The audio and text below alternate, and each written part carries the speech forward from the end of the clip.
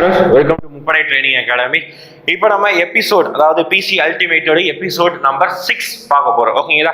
இதுக்கு முன்னாடி நடந்த கேள்விகள் ரொம்ப எல்லாருமே நல்லா கவனிச்சிருக்கீங்க. நிறைய கமெண்ட்ஸ், அப்புறம் பார்த்தீங்கன்னா எல்லாருமே நல்லாவும் ஆன்சர் பண்ணியிருக்கீங்க. எல்லாருக்குமே பார்த்தீங்கன்னா நம்ம சொல்ற விஷயங்கள் எக்ஸ்ட்ரா இன்ஃபர்மேஷன் நிறைய கேதர் பண்ணியிருக்கீங்க. ஓகே, பரவாயில்ல. அதே மாதிரி இன்னைக்கு நம்ம முக்கியமான ஒரு நம்மளுடைய சப்ஜெக்டாக எக்கனாமிக்ஸ் பார்க்க போறோம். பொருளாதாரத்தை பொறுத்த வரைக்கும் பொருளாதாரம் ஒரு சில பேருக்கு கடினமாக இருக்கும். ஏன் அப்படின்னா ஸ்கூல்ல அவங்க ஒழுங்கா படிச்சிருக்க மாட்டாங்க.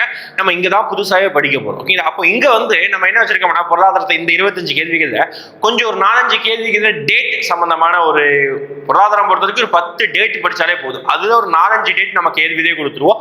அதுக்கப்புறம் பார்த்துட்டீங்கன்னா ஒரு சில கேள்விகள்ல பார்த்தீங்கன்னா ஒரு நபர்களுடைய பேர் வச்சு கேட்பாங்க. அந்த மாதிரி கேள்வி கொடுத்துருக்காங்க. ரொம்ப சிம்பிளான கேள்விகள் தான். ஓகேங்களா? பார்க்கலாமா?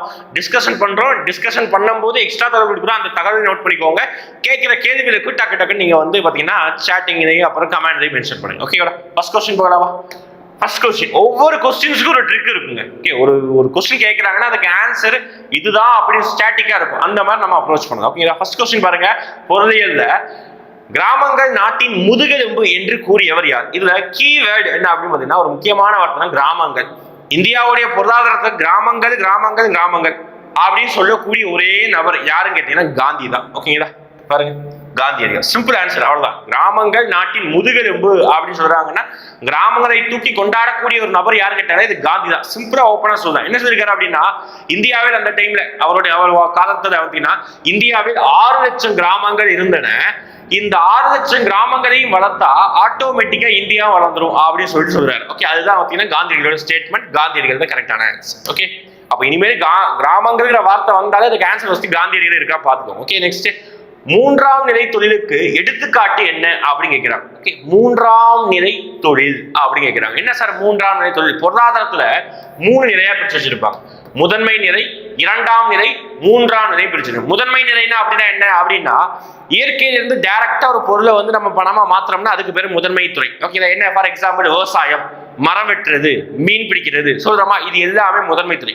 அது 2ஆம் நிலை துறைனா முதன்மை துறையிலிருந்து கிடைச்ச பொருட்களை வச்சு நம்ம என்ன செய்யறோம் அப்படின்னா ஒரு இன்னொரு பொருளா மாத்திரம், பயன்படுத்தக்கூடிய ஒரு பொருளா மாத்திரம். ஃபார் எக்ஸாம்பிள் முதன்மை துறையிலிருந்து கிடைச்ச ஒரு வந்து பருத்தியை தான் நான் இப்ப என்ன வச்சிருக்கேன், சட்டையா வந்து போட்டிருக்கிறேன். அப்போ இந்த சட்டை 2ஆம் நிலை தொழில். ஓகேங்களா? 2ஆம் நிலை தொழில். 3ஆம் நிலை தொழில்னா இங்க இருக்கக்கூடிய தொழில்கள் எல்லாத்தையும் நம்மளால தொட முடியாது. ஓகே, நம்மளால உணர மட்டும்தான் முடியும். அது ஒரு சேவை மாதிரி இருக்கும். ஓகேங்களா? ஃபார் எக்ஸாம்பிள் நான் இப்ப பாடம் எடுத்திருக்கிறேன். அந்த பாடத்தை உங்களால உணர மட்டும்தான் முடியுது.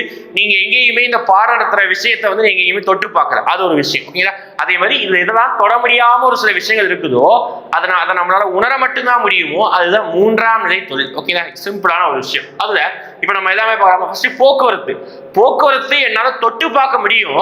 ஆனா அது என் கூடயே என்னால வச்சுக்க முடியுமா? ஃபார் எக்ஸாம்பிள் நான் சென்னையில இருந்து என்னை திருநெல்வேலியில கொண்டு போய் டிராப் பண்றாங்க. இங்க இருந்து சென்னையில இருந்து திருநெல்வேலியில கொண்டு போய் டிராப் பண்றாங்க. சென்னையில ஏறுறேன், அதை நான் தொடுறேன், ஃபீல் பண்றேன், என்னை டிராப் பண்றாங்க, எனக்கிட்ட அந்த பஸ் போயிருது. அவ்வளவுதான். அதை நான் அது என் கூடயே டிராவல் பண்ண முடியாது. நான் ஜஸ்ட் 650 ரூபா கொடுக்குறேன். ஓகேவா? அப்போ போக்குவரத்து 3ஆம் நிலை தொழில் தான். அடுத்து பாருங்க, எல்லா ஆப்ஷனும் பாருங்க. ஒரு ஆப்ஷன் பார்த்த உடனே அதுதான் டிக் போட்டக்கூடாது. ஏன்னா ஒரு ஆப்ஷன் எங்க இருக்குது, இங்க அனைத்தும் சரி ஒரு ஆப்ஷன் இருக்குது. அடுத்து பாருங்க, தொலைத்தொடர்பு. இங்க இருந்து என்னுடைய மச்சான் எங்க இருக்கிறான் அப்படின்னு பாத்துட்டீங்கன்னா துபாயில இருக்கிறான். அவங்க கூட நான் என்ன பேசுறேன் அப்படின்னா ஜஸ்ட் வீடியோ கால் மூலமா நான் என்ன சொல்றேன் அப்படின்னா அவங்க கிட்ட பேசுறேன். அப்போ நான் என்ன செய்யறேன் அப்படின்னா இங்க இருந்து அவனை வந்து தொலைத்தொடர்பு மூலமா தொடர்பு கொண்டு நான் பேசுறேன். என்னால உணர முடியுது. ஆனா அவனை நேர்ல பார்த்து அவனை தொட்டு பேசி எதுவுமே பண்ண முடியாது. ஓகே, அப்போ தொலைத்தொடர்பு என்னதுதான் ஒரு 3ஆம் நிலை தொழில் தான். அடுத்து வர்த்தகம் நான் என்ன செய்யறேன், எங்கேயோ இருந்து ஒருத்தங்கிட்ட ஒரு பொருளை வாங்கி, ஓகேவா, நான் என்ன செய்யறேன், குஜராத்ல இருந்து நிறைய பட்டு சாரிகள் நிறைய சாரிகளை வாங்குறேன். அங்கிருந்து வாங்கி நான் அவங்க இந்த ஊர்ல சென்னையிலேயே வேலூர்லயே நான் சேல் பண்றேன். ஓகே, அப்ப இது என்ன அர்த்தம், வர்த்தகம் அப்படின்னு. அப்போ 3மே பாத்தீங்கன்னா 3ஆம் நிலை தொழில் தான். அனைத்துமே சரி, நல்லா ஞாபகம் வச்சுக்கோங்க. முதன்மை துறைக்கு எக்ஸாம்பிள் விவசாயம், 2ஆம் நிலை துறைக்கு எக்ஸாம்பிள் தொழிற்சாலை, 3ஆம் நிலை துறைக்கு எக்ஸாம்பிள் இது எல்லாமே சொல்லலாம். இது அல்லாம வேற என்ன சார் வரும் அப்படின்னா வங்கியியல் சொல்லலாமா? வங்கியியல் சொல்லலாம். வங்கியியல் நம்ம எங்கேயாவது பேங்க்ல போய் நம்மளோட பணத்தை கொடுக்குறோம், அவங்க பாதுகாப்பு வைக்கிறாங்க, அதுக்கு வட்டி கொடுக்குறாங்க, அவ்வளவுதான். ஓகே, அது தவிர வேற என்ன சொல்லலாம்? ஹோட்டல் சொல்லலாமா? நம்ம போறோம், சாப்பிடுறோம், வந்துடும். ஓகே, வேற எதுவுமே இல்லை. அதே மாதிரி பாத்தீங்கன்னா டூரிசம், வெளிநாட்டுக்கு போறோம், உள்நாட்டுக்குள்ள டூரிசம், இது எல்லாமே 3ஆம் நிலை தொழில்கள் தான். ஓகே, நெக்ஸ்ட், உலக நுகர்வோர் தினம். ஓகே, இதுல கண்டிப்பா தினம் வச்சு ஒரு கொஸ்டின் வரும். இதுல நான் ஆப்ஷன் வந்து கஷ்டமா கொடுக்கணும்னு நினைச்சிருந்தா நான் ஒரு ஆப்ஷன் கொடுத்துருப்பேன். ஃபார் எக்ஸாம்பிள் இந்த ஆப்ஷனுக்கு பதிலா ஜனவரி 25 ஆப்ஷனுக்கு பதிலா டிசம்பர் 24 அப்படின்னு ஆப்ஷன் வச்சிருந்தா ஒரு சில பேருக்கு கஷ்டமா இருந்திருக்கு. படிச்சவங்களுக்கு நான் சொல்றேன். ஏன் அப்படின்னா டிசம்பர் 24 நுகர்வோர் தொடர்பான ஒரு தினம் இருக்குது. என்ன அப்படின்னா டிசம்பர் 24 தேசிய நுகர்வோர் பாதுகாப்பு தினம். டிசம்பர் 24 தேசிய நுகர்வோர் பாதுகாப்பு தினம். ஆனா இங்க என்ன கேட்கிறாங்க? உலக நுகர்வோர் தான் கேட்கிறாங்க. உலக நுகர்வோர் உலகம் முழுவதும் எப்போ நுகர்வோர் தினம் கொண்டாடுறாங்க அப்படின்னா மார்ச் 15. இதுதான் கரெக்ட் ஆன்சர். எதுக்கு சார் இந்த தினம் கொண்டாடுறாங்க அப்படின்னா ஒவ்வொரு தினம் கொண்டாடுவதற்கும் ஒரு ரீசன் இருக்கும். அதே மாதிரி இந்த தினம் கொண்டாடுவதற்கு ரீசன் இருக்கு. என்னன்னா அமெரிக்காவுடைய குடியரசுத் தலைவர் ஜான் எஃப் கெனடி அப்படின்னு சொல்லுவாங்க. கெனடி அந்த பிரசிடென்ட் என்ன பண்ணாருன்னா அந்த டே பிரசிடென்டா இருக்கும்போது இந்த நுகர்வோர் உரிமை சாசனம் அப்படிங்கிறது ஒரு ரிலீஸ் பண்ணாரு. அந்த நாளை நினைவு கூறும் வகையில் இந்த நாள் நம்ம கொண்டாடுறோம் மார்ச் 15. நம்ம மீதி இருக்க ஆப்ஷன் ஏதாவது நமக்கு வந்து வேற எங்கேயாவது படிச்ச மாதிரி லேட் ஆகுதா? நம்ம டிசம்பர் 24 தேசிய நுகர்வோர் பாதுகாப்பு தினம். டிசம்பர் 10 உங்களுக்கு தெரியும் என்ன தினம்? மனித உரிமைகள் தினம். அப்புறம் பிப்ரவரி 21 உலக தாய்மொழி தினம் அப்படின்னு சொல்லி கொண்டாடுறோம். ஓகே, பிப்ரவரி 21 உலக தாய்மொழி தினம் அப்படின்னு சொல்லி கொண்டாடுறோம். ஓகே, நெக்ஸ்ட் பொருளியலின் தந்தை என்று அழைக்கப்படுகிறார். ரொம்ப ரொம்ப ரொம்ப ஈஸியான சப்ஜெக்ட். ஓகே சார், ரொம்ப ரொம்ப ஈஸியான ஒரு கொஸ்டின். ஒவ்வொரு சப்ஜெக்ட் படிக்கிறதுக்கு முன்னாடி அந்த சப்ஜெக்டுடைய தந்தைங்கிறது படிக்கணும். அது பொருளாதாரத்துக்கு ரொம்ப ரொம்ப முக்கியமானது. புக்லேயே மென்ஷன் பண்ணியிருப்பாங்க. 8th புக்ல இந்த மாதிரி ஃபேக்ட் எல்லாமே 8th புக்ல அதிகமாக இருக்கும். பொருளியலின் தந்தை என்று அழைக்கப்படுகிற யார் பார்த்தீங்கன்னா ஆடம் ஸ்மித். ரொம்ப ரொம்ப ஈஸி. அமெரிக்காவை சேர்ந்த ஒரு நபர் தான் ஆடம் ஸ்மித். இவர் எழுதிய புத்தகம் தான் பார்த்தீங்கன்னா நாடுகளின் செல்வம். அது ஒரு பாயிண்ட். அதுக்கப்புறம் இவருடைய இலக்கணம், இவர் என்ன ஒரு கோட்பாடை முன்மொழிந்தார் அப்படின்னு கேட்டாங்கன்னா என்ன கோட்பாடு? செல்வ இலக்கண கோட்பாடை முன்மொழி. இதெல்லாம் முக்கியம். செல்வ இலக்கண கோட்பாடு, செல்வ இலக்கண கோட்பாடு ஆடம் ஸ்மித். இவர் தான் பொருளாதார தந்தை, அமெரிக்காவை சேர்ந்தவர். அப்போ மீதி இருக்க ஆப்ஷன் நம்ம லிங்க் பண்ணலாம் அப்படின்னா இந்த ஜேஎம் கீன்ஸ் இருக்காரு பாருங்க. ஜேஎம் கீன்ஸ் இவர் என்ன பண்ணார் அப்படின்னா இவர் தான் பேரியல் பொருளாதார கான்செப்டை உருவாக்கினார். Okay, founder of macro economy அப்படின்னு சொல்லுவாங்க. பேரியல் பொருளாதாரம் என்ற கருத்தை உருவாக்கியவர் ஜேஎம் கீன்ஸ். ஓகே, நெக்ஸ்ட் வேலை பகுப்பு முறையை அறிமுகம் செய்தவர் யார் அப்படின்னு சொல்றாங்க. வேலை பகுப்பு முறை. ஓகே, வேலை பகுப்பு முறை அப்படின்னு ஒரு சிஸ்டத்தை அறிமுகப்படுத்துறவரும் பொருளாதார தந்தை தான். ஓகே, ஆன்சர் வந்து ஆடம் ஸ்மித் தான். Okay, Adam Smith. இதுல வேற ஆப்ஷன் ஏதாவது நமக்கு தெரிய வேண்டியது இருக்குது அப்படின்னா இந்த அமர்த்தியா சென் அப்படிங்கிற ஆப்ஷன் பொருளாதாரத்துல ரொம்ப ரொம்ப முக்கியமான ஒரு ஆப்ஷன். ஏன் அப்படி பார்த்தீங்கன்னா இந்தியாவிற்காக நோபல் பரிசு வாங்கியவர்கள் நிறைய பேர் இருக்கிறாங்க. ஓகே, அறிவியலுக்காக வாங்கியிருக்காங்க, அமைதிக்காக வாங்கியிருக்காங்க. ஆனா பொருளாதாரத்திற்காக இந்தியாவிலிருந்து நோபல் பரிசு வாங்கிய முதல் நபர் யாரும் கேட்டாங்கன்னா யார் தான்? அமர்த்தியா சென் தான். போன தடவை எஸ்ஐ எக்ஸாம்ல என்ன கொஸ்டின் கேட்டாங்க அப்படின்னு பார்த்தீங்கன்னா பொருளாதாரத்திற்காக சமீப காலத்தில் நோபல் பரிசு வாங்கியவர் அப்படின்னு கேட்கிறாங்க. இவர் வந்து ரொம்ப பழங்காலத்தில் அமர்த்தியா சென் முதலாக. இரண்டாவது ஒரு நபர் ரீசெண்டா 2021 வாங்கியிருந்தாரு. அவர் எதுக்காக பொருளாதாரத்துக்கு வாங்கியிருந்தார்? அவரோட பேர் என்ன அப்படின்னு கேட்டீங்கன்னா அபிதேஜ் பானர்ஜி. இது எஸ்ஐ இந்த வருஷம் கொஸ்டின். ஓகே, அபிதேஜ் பானர்ஜி பொருளாதாரத்திற்காக சமீபத்தில் நோபல் பரிசு பெற்றவர். ஓகே, நோபல் பரிசு உச்சபட்ச பரிசு.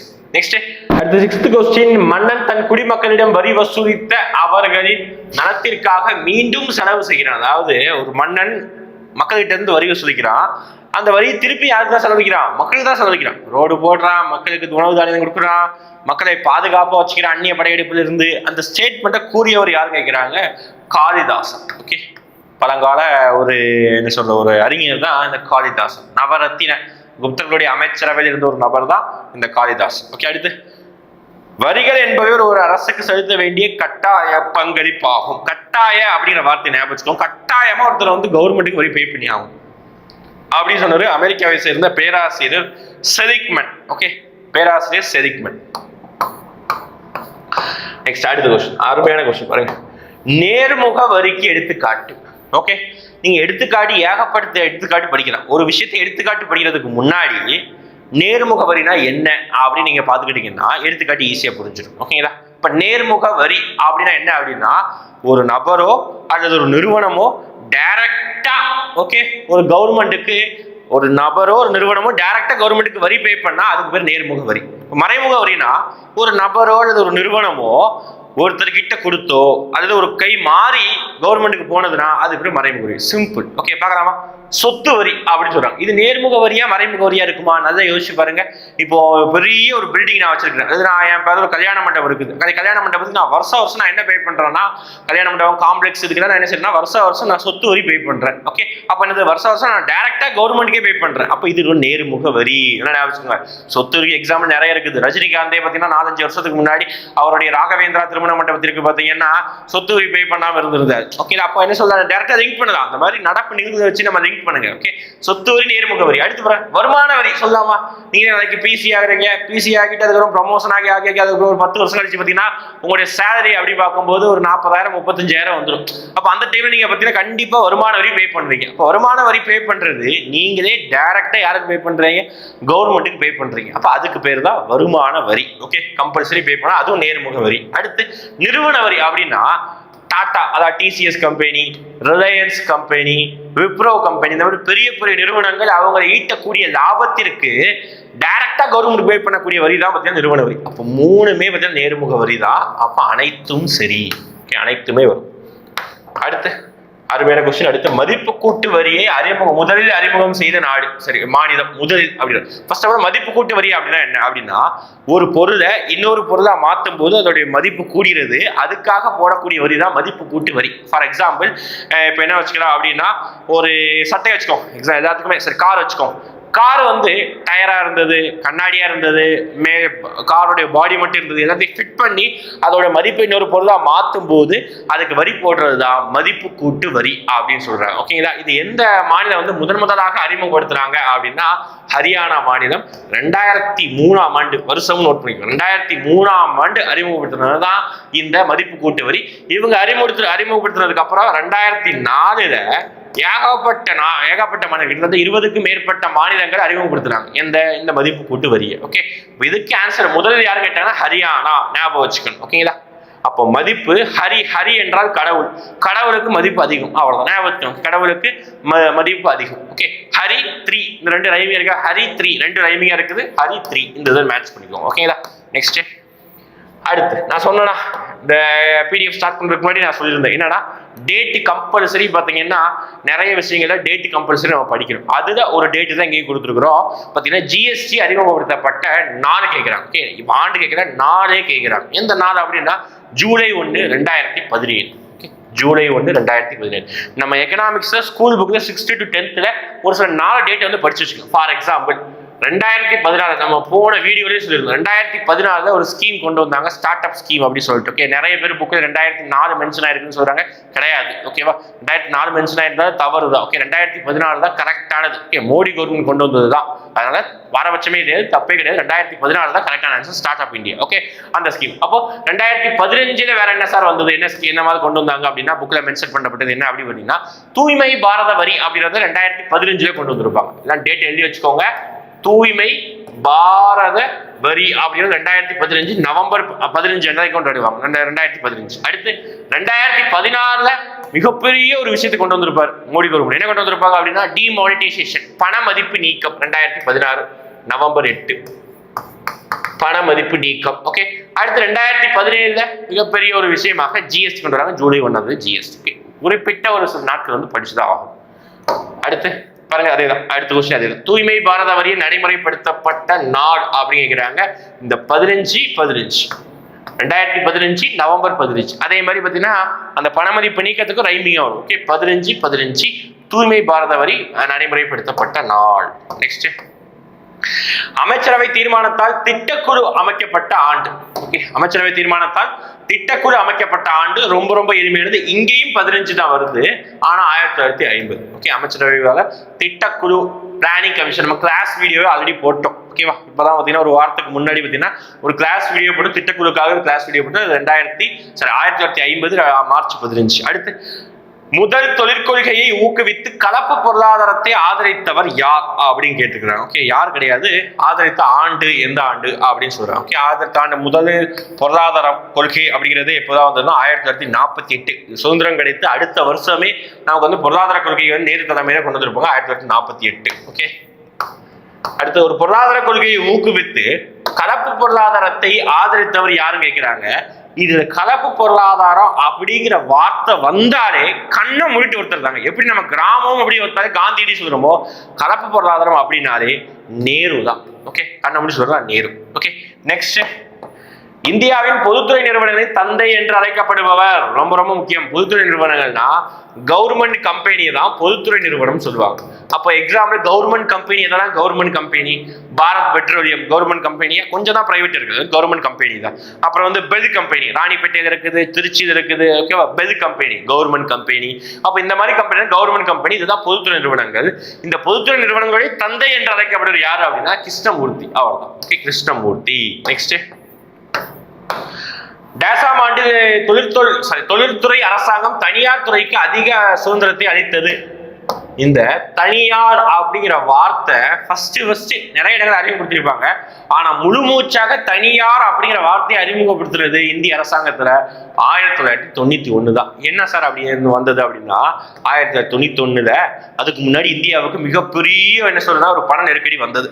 அதை சமாளிப்பதற்காக 1991 ஆண்டு கொண்டு வரப்பட்டது தான் இந்த எல்பிஜி, அதாவது தாராளமயமாக்கல், அப்புறம் பார்த்தீங்கன்னா தனியார் மயமாக்கல், அப்புறம் பார்த்தீங்கன்னா பிரைவேடைசேஷன், குளோபலைசேஷன், உலகமயமாக்கல். இந்த 3 வார்த்தையை அந்த ஆண்டு கொண்டு வரப்போ 1991 ஜூலை மாதம். ஓகே, அடுத்து நிதியை கொண்டு தொடங்கப்பட்ட ஆண்டு ரொம்ப ரொம்ப ஈஸி. ஜனவரி 1 டேட்டு ஞாபகம் வச்சுக்கோங்க, 2015. ஓகே, ஜனவரி 2015 நிதியை கொண்டு வரப்பட்ட ஆண்டு. திட்டக்குழு அப்படிங்கிற ஒரு அமைப்பு ஒழித்து கட்டி விட நிதி இயக்குறது அமைப்பு வந்தது. எந்த வயதுடைய குழந்தைகளுக்கு இலவச மற்றும் கட்டாய கல்வி திட்டம் துவங்கப்பட்டது அப்படிங்கிறாங்க.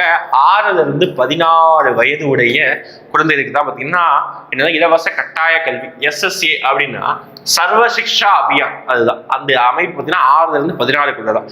இதே இது பார்த்தீங்கன்னா ஒரு ஆர்டிகல் கூட இருந்திருக்கு. நீங்க பாலிட்டி தான் ஒரு ஆர்டிகல் படிப்பீங்க, 21A அப்படின்ற ஆர்டிகல் படிப்பீங்க, அதுவும் இதுதான். ஓகே, அடுத்து இந்திய இரும்பு எஃகு ஆணையம், அதாவது கொண்டு ஒரு டேஸ் அமைப்பாக செயில் அப்படின்னு சொல்லுவாங்க. ஓகே, எங்க இருக்கு அப்படின்னா சேலம்ல இருக்குது. இது என்ன வகையான ஒரு கம்பெனி அப்படின்னு கேட்கிறாங்க. இது ஒரு மகாரத்தின கம்பெனி அப்படின்னு சொல்றாங்க. மகாரத்தின கம்பெனி என்ன சார், மகா அப்படிங்கிற வார்த்தைக்கு என்ன மீனிங் அப்படின்னு பார்த்துட்டீங்கன்னா, மகா என்றால் அதிக லாபம் தரக்கூடிய ஒரு கம்பெனி தான் மகாரத்ன கம்பெனி அப்படின்னு சொல்லுவாங்க. அதிக லாபம் தரக்கூடிய ஒரு கம்பெனி மகாரத்ன கம்பெனி. ஓகே, நெக்ஸ்ட், நாடுவே செல்வம். நம்ம இப்பதான் சொன்னோம், ஃபர்ஸ்ட் ஒரு 5 கொஸ்டின்லேயே சொல்லி நாடுவே செல்வம் அப்படிங்கிற வார்த்தை வந்தாலே யார் தான், பொருளாதாரத்தை தந்தை ஆடம் ஸ்மித். ஈஸியாக இருக்குது கொஸ்டின். ஓகே, அடுத்து ஒரு நாட்டின் மொத்த உள்நாட்டு உற்பத்தியில் ஜிடிபியில பெரும் பங்கு வகிப்பது எது? முதன்மை துறையா, 2ஆம் நிலைத்துறையா, 3ஆம் நிலைத்துறையா, 4ஆம் நிலைத்துறையா? 4ஆம் நிலைத்துறைன்னு ஒன்று இருக்குது. ஆனா வந்து அதை வந்து ஜிடிபி கணக்கிட மாட்டோம். அப்போ 1, 2, முதலா, 2ஆவதா, 3ஆவதா அப்படின்னு கேட்டோம்னா 3ஆவது தான். ஏன் சார் 3ஆவது அப்படின்னு சொல்லிங்கன்னா அதுதான் இந்தியாவில் நிறைய இந்தியாவுடைய பொருளாதாரத்தை அதிகமான கான்ட்ரிபியூட் பண்ணும். For example tourism industry, hotel industry, மருத்துவ செக்டார், அப்புறம் பார்த்தீங்கன்னா வங்கி, பேங்க் செக்டார், ஐடி, நம்ம சொல்றோம் ஐடி, அந்த செக்டார் எல்லாமே இந்த 3ஆம் செக்டார். அப்போ ரொம்ப கம்மியா இதுல வந்து பெரும் பங்கு, அதிக பங்கு கேட்கிறாங்க. ரொம்ப குறைவான பங்கு எந்த துறை வச்சிருக்கோம் அப்படின்னா இதுதான் ரொம்ப குறைவான பங்கு இருக்கக்கூடியது. ஓகே, குறைவான பங்கு உடையது. ஓகே, நெக்ஸ்ட், எஸ், நம்ம இப்பதான் டேட்டு படிச்சிட்டோம். ஒரு நாள் ஓகேவா, நம்ம எல்லாரும் வந்து மேபி சாப்பிட்டுருப்பீங்க, இல்லாட்டி ரிலாக்ஸா டிவி பார்த்துட்டு இருப்போம். ஓகேங்களா, நவம்பர் 8ஆம் தேதி நைட்டு ஒரு 8 மணிக்கு பார்த்தீங்கன்னா திடீர்னு டிவி பார்த்துருக்கும் போது என்னமா பேசிட்டு இருக்கும்போது திடீர்னு ஒரு டிவி எல்லா நியூஸ் சேனல்களையும் வந்து என்ன சொன்னார்னா, மோடி அவர்கள் ஏதோ பேசியிருந்தாங்க. நமக்கு யாருமே இங்கே ஹிந்தி தெரியாதனால ஏதோ பேசியிருக்காரு நம்ம நினைச்சிருக்கோம். இப்போ போல ஏதோ அறிவிப்பு விடுறாங்க அப்படின்னு நினைச்சிருக்கிறோம். ஆனால் திடீர்னு கீழே லைன்ஸ் பார்க்கும்போது தான் தெரிய வருது, 500, 1000 இன்று இரவில் இருந்து 500, 1000 ரூபாய் நோட்டுகள் செல்லாது என்று அறிவிக்கப்படுகிறது அப்படின்னு சொன்னாங்க. எல்லாருக்குமே ஒரு பெரிய அதிர்ச்சியா இருந்தது. ஓகேங்களா, அது என்ன டேட் அப்படின்னு கேட்கிறாங்க. அதுக்கு பேர் தான் பண மதிப்பிழப்பு. எந்த டேட் கொண்டு வந்தாங்க? நவம்பர் 8, 2016. ஓகே, நெக்ஸ்ட், மொனோட்டோஜீனோ என்ற ரோம் வார்த்தையிலிருந்து எந்த ரோம் வார்த்தையிலிருந்து பெறப்பட்டது அப்படின்னா அந்த மொனோட்டோஜீனோங்கிற ஒரு வார்த்தையிலிருந்து தான் ஒரு மணிங்கிற ஒரு வார்த்தையை உருவானது. ஓகே, மொனோட்டோஜீனா அப்படிங்கிற ஒரு வார்த்தையிலிருந்து மணிங்கிற ஒரு வார்த்தை தான் மொனோட்டோஜீனோல இருந்து உருவாகுது. எந்த அப்படின்னா பணம்ங்கிறது ஆன்சர். ஓகே, நெக்ஸ்ட், ஊழல் தடுப்பு சட்டம் கொண்டு வரப்பட்ட ஆண்டு, ஊழல் தடுப்பு சட்டம் கொண்டு வரப்பட்ட ஆண்டு என்ன கேட்கிறாங்க? 1988. எதுக்காக ஊழல் தடுப்பு சட்டம்? இந்தியானாலே ஊழல் வந்து பேரு போனதுதான். அந்த ஊழலை தடுப்பதற்காக சட்டம் கொண்டு வராங்க. ஆனா இந்த சட்டத்தில் ஏகப்பட்ட ஓட்டைகள், சட்டம்னாலே ஓட்டைகள் இருக்குது. அதே மாதிரி இங்கேயும் நிறைய குறைபாடு இருக்குது. ஆனா நாட்கள் போக போக போக போக இந்த சட்டங்கள் நிறைய மாற்றத்துக்கு உட்படுது. ஆனா கொண்டு வரப்பட்ட ஆண்டு 1988. Okay, last question. முதலாளித்துவம் பொது உடைமை ரெண்டுமே கலந்த கலவை அப்படின்னு சொல்றாங்க. கலவை அப்படின்னாலே கல பொருளாதாரம் தான். ஈஸி. ஓகே, இந்தியா என்ன பொருளாதாரத்தை ஃபாலோ பண்ணுது? கல பொருளாதாரம். அதுதான் இந்தியா ஃபாலோ பண்ணக்கூடிய ஒரு பொருளாதாரம்னால அது பேர் என்னதான்? கலப்பு பொருளாதாரம் தான். ஓகேங்களா? மொத்தமா 25 கொஸ்டின் நம்ம பார்த்துருக்கோம். 25 கொஸ்டின் பொருளாதாரத்துல கொஞ்சம் முக்கியமான கொஸ்டின்ஸ் தான். ஓகேங்களா? டேட் நிறைய படிக்கணும் தான். ஏன்னா வந்து ப்ரீவியஸ் இயர் கொஸ்டின் பார்க்கும்போது நிறைய டேட்டை வச்சுதான் கொஸ்டின் கேட்டிருக்காங்க. ஓகேங்களா? அடுத்த வீடியோ நம்ம சந்திப்போம். அது வரைக்கும் நம்ம பார்த்தீங்கன்னா கண்டினியூஸாக வாட்ச் பண்ணுறீங்க. பிசி அல்டிமேட்டை நல்லா அனலைஸ் பண்ணுங்க, நோட்ஸ் எழுதி வைங்க. அதன் மூலமாக தான் நமக்கு பயனுள்ள நிறைய கிடைக்கும். ரிவிஷன் பண்ணுவதற்கும் பயனாக இருக்கும். ஓகேங்களா? தேங்க்யூ.